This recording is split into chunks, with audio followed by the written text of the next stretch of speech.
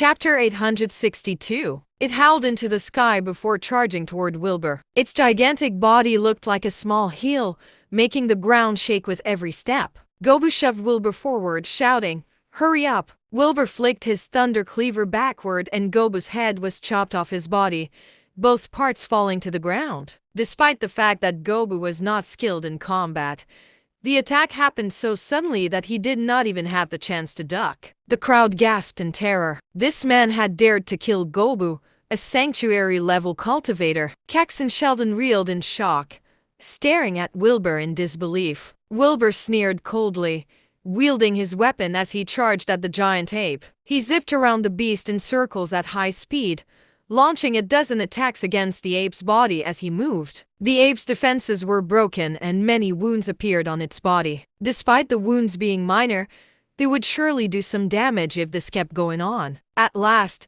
the crowd found a sliver of hope amidst their terror. Just then, the ape let out a howl as the runes on its body's spiritual flames lit up. A terrifying wave of spiritual pressure began to spread out. The crowd received yet another shock. Was this not the ape's ultimate form yet? Everyone looked at Wilbur nervously.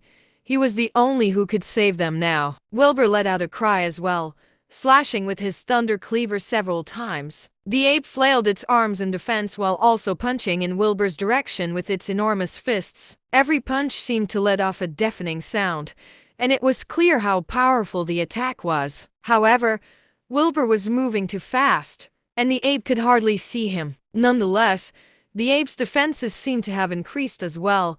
Wilbur's attacks with his thunder cleaver were not able to wound it this time. The crowd watched on nervously. If this were to drag on, the ape would be undefeatable. Wilbur saw this and cried out as he activated his domain, Tyrant of No Other. His powers multiplied at once. Infernal Thunder Dragon. A thunder dragon emerged at the cry, charging towards the ape. Sanctuary level? The adventurers could hardly believe their eyes.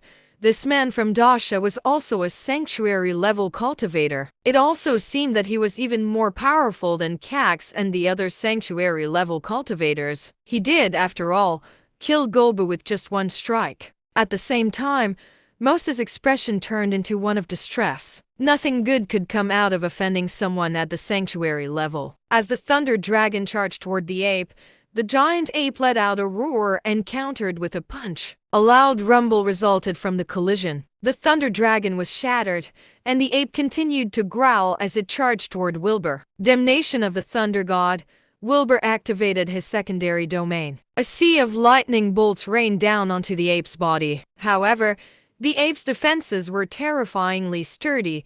It was able to deflect all the lightning strikes as it continued barreling toward Wilbur. Lost Slayer. Wilbur sliced through the air. A long, thin crack appeared out of nowhere and spread toward the ape. The ape opened its mouth, spitting out a glowing ball of spiritual energy at the space rift. An explosive sound rumbled through the air. The Lost Slayer had done no damage to the ape. Just then, a huge bolt of lightning appeared in the sky, along with a deafening rumble. The ape had also reached Wilbur by now. Everyone was watching the scene before them anxiously. Wilbur sneered coldly and leaped into the air. He reached out toward the sky, grabbed the bolt of lightning, and swung it at the ape. The crowd was shocked to their core. How could this man use the natural power of the world like that?